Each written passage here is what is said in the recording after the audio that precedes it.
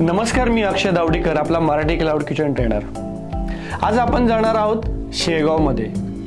का? कारण तिथे मेगा किचन आहे। 23 फेब्रुवारी 1878 मध्ये गजानन महाराज शेगाव मध्ये प्रकट झाले। त्यानंतर तिथून त्यांची व्याप्ती आज जगभर पोहोचलेली आहे। मुख्य हेतू एकच, सेवाभाव।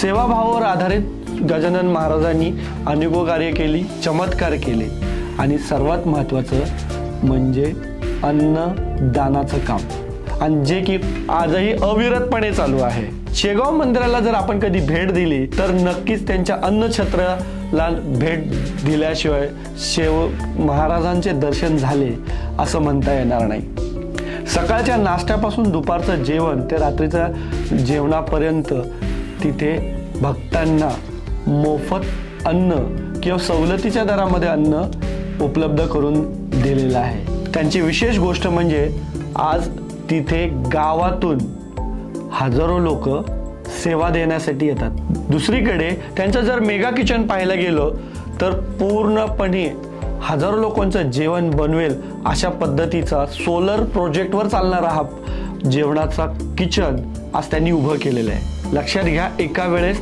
हजारो लोकांचं जेवण तिथे तयार केलं जातं। सेवेच्या बाबत म्हटलं, भांडी क्लिनिंग पासून तर त्यांचे एरिया क्लिनिंग मॅनेजमेंट उत्तम पद्धतीचं आज व्यवस्थापन त्यांनी तिथे केलेलं आहे।